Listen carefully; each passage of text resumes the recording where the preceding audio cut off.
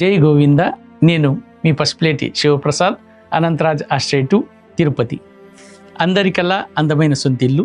మీ సొంతింటి కలను నెరవేర్చడానికి అనంతరాజ్ ఆశ్రయ్ వారు తిరుపతి ఇంటర్నేషనల్ ఎయిర్పోర్ట్కి ఎదురుగా మల్టీనేషనల్ కంపెనీస్ అయినటువంటి TCL, Dixon, Fox Links, Wing Tech కంపెనీలకు మధ్యలో వరల్డ్ స్టాండర్డ్స్ స్కూల్స్ అయినటువంటి విఘ్నతం స్కూల్, గురుకుల్ స్కూల్ మరియు మెడికల్ కాలేజ్కు అతి చేరువలో ఈ ప్రాజెక్టును నిర్మిస్తున్నాము.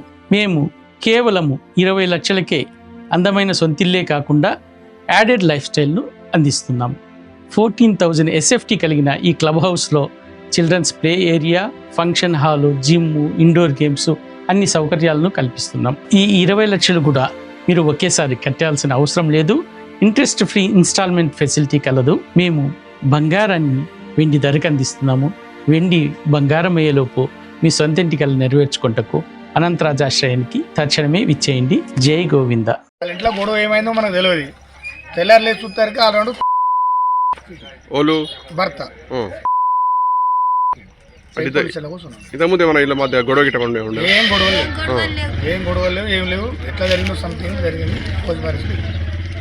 ప్రెగ్నెంట్ అమ్మాయి ప్రెగ్నెంట్. మేము తెల్లారు లేచేసరికి ఏంటంటే మాకు అక్కడ సౌండ్లు బాగా నత్తున్నాయి. ఏమైనా చెప్పని మేము ఊరికి వచ్చేసరికి ఇట్లా మీ అని చెప్పని అన్నారు. మరి గట్లేదు కానీ చెప్పని చూస్తే మొత్తం డోర్ ఎత్తి లోపలికి పోతే ఏంటంటే ఉన్నది. ఇక్కడనే ఇట్లా హోల్ లాగా పడ్డది. మొత్తం చేతికి ఇక్కడంత గాయం ఉంది. కానీ వాస్తవానికి ఏంటంటే వాళ్ళిద్దరి మధ్య అయితే మాకు ఎప్పుడు గొడవ లెక్క అయితే అనిపించలేదు. వాళ్ళు పెళ్ళి ముందుగా ప్రేమించుకున్నారు, తర్వాత పెళ్ళి చేసుకున్నారు. కానీ ఒకటి ఏంటంటే వాళ్ళ ఇంటి వాళ్ళకి ఇష్టం లేదు. ఏది మన పిల్లగాని ఇంటి నుండి వాళ్ళకైతే ఇష్టం లేదు. సరే లేకుండా మా పిన్ని వాళ్ళని తీసిరంటే సరే మేము చూసుకుంటాం అని చెప్పని ఈయనే ఉన్నారు. ఇక్కడనే మంచిగా ఉన్న అయిపోయింది. ఇక రాత్రి ఏదో చిన్న చిన్న సౌండ్లు నచ్చినట్టు గొడవ లెక్క వినిపించింది అట. కరెంట్ కొట్టినా డోర్ తీయలేదు. సరే లేదు గట్నే ఉంటారు కావచ్చు అని చెప్పని సక్క ఉన్నారట. తెల్లారు లేసరికి ఇట్లా జరిగింది. ఇంకా మంచిగా లేచి మొహం కడుకొని పోయినాను అంటారు వాళ్ళైతే. వాళ్ళకు పెళ్ళి అయితే సంవత్సరం అవుతుంది. ఇప్పుడు మా చెల్లి ఏంటంటే ప్రెగ్నెంట్. ఇప్పుడు ప్రెగ్నెంట్ ఉన్న టైంలో కూడా జాలి దయాకరణ ఇవి లేకుండా ఇప్పుడు 2 లోపల నా పాపని ఇప్పుడు మా చెల్లి ఇద్దరు. ఫస్ట్ ఏమో ఆయన మంచిగా ఉండే నల్లి లేక కుండుకుంటా నమ్మించి దెబ్బ తీసిపోయింది. ఇప్పుడు రాత్రికి రాత్రే ఎంత నమ్మించినా అంత నమ్మించిండు. అయితే అదే వాళ్ళ ఇంటి వాళ్ళకైతే అస్సలు ఇష్టం లేదు. ఆ పిల్లాడు ఏం చేసినా నాకు ఈమెనే కావాలని చేసి అట్లేసి ఇట్లేసి మొత్తానికైతే వీళ్ళు జాలిపడి తీసుకొచ్చుకొని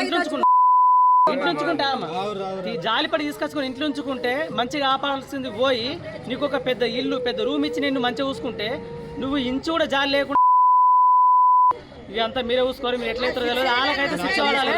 ప్రెగ్నెంట్ ఉన్న అమ్మాయిని చంపిండి కాబట్టి ఖచ్చితంగా మీ రియాక్షన్ గ్యారెంటీ తీసుకోవాలి. ఆయన గురించి శిక్ష పడాలి. ఇది మాత్రం పక్క. ఫోన్ చేసిందంట. ఫోన్ చేసి 3 రోజులలో గ్యారెంటీ పోతుందని వార్నింగ్ ఇచ్చిందంట. ఆడిపోతే కదా చంపుతా నేను అయితే ఆడిపోతలేను కదా అని ధైర్యంతో మేము అట్లనే ఉన్నాం. మా అందరికి చెప్తే కూడా మేము పట్టించుకోలేదు. ఏదో కోపం మీద అంటుండొచ్చు అని అనుకున్నాం. గ్యారెంటీ 3 రోజులకు నేను నచ్చి తెల్లరే వరకు కథ. 2 బావలు అత్త పోవడు వాళ్ళే 4 ఇంట్లో వచ్చి మొత్తం ఘోరంగా అంటే ఎక్కడ పడితే అక్కడ పొడి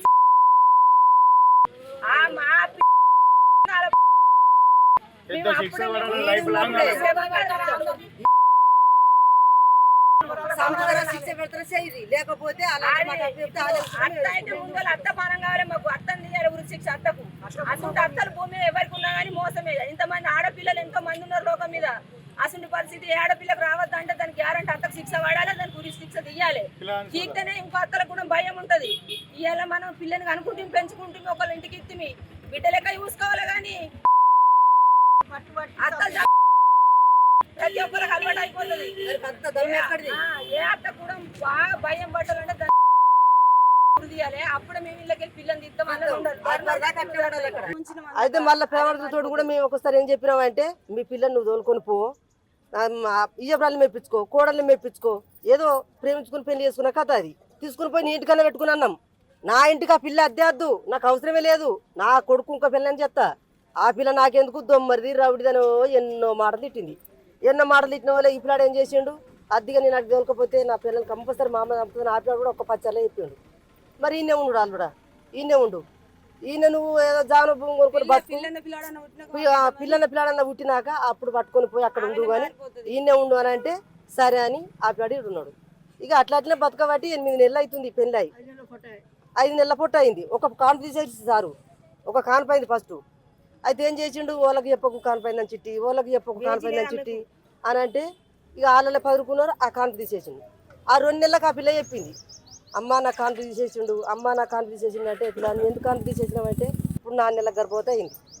ఈ పిల్లాడు ఏం చేస్తుండు, ఇప్పుడు 1 నెల బట్టి రాత్రి ఒక్కటేంగా పోతుండట, అత్తుండట. 3 రోజుల ముందు తల్లి కొడుకును మా బుజ్జి 3 రోజుల ముందు వేరు కలిగారెడ్డికి. వేరే వాళ్ళే అమ్మ మేము వస్తామమ్మా ఇక్కడికి మేము వస్తామమ్మా అని అంటే అద్దు దాన్ని ఇడిచిపెట్టి నువ్వురా, అది దాంతో మాకు అవసరం లేదని ఒకటి పట్టుబట్టింది అని అంటే వచ్చి ఏమన్నా గంగల వేసారులో వెళ్ళి. కానీ ఇక నిన్న అయితే తలపేసుకున్నారు, పండుకున్నారు. ఆయన రాత్రి 1 గంగలో ఏమో కుక్కలు బాగా మురుగుతున్నట. మా సెల్లనేమో ఆళ్ళవన్నది. రాత్రి 1కి కుక్కలు బాగా మురుగుతున్నాయి. సినీ కుక్కలు పాడగానే గింతన మురుగుతున్నాయి అని అప్పుడే లేచి ఇంట్లోకి పోయింది సెల్లె. అప్పుడే లేచి ఇంట్లోకి పోయింది. ఆ కుక్కలు మురిగింది. వాళ్ళు అత్తురానే మురిగినాయి ఆ కుక్కలు. వాళ్ళు వేరు కదా ఆ పిల్ల మీద పడ్డారు. ఆ పిల్లడు తలుపు తీసిండు, ఇక్కడ పొడిచిండు.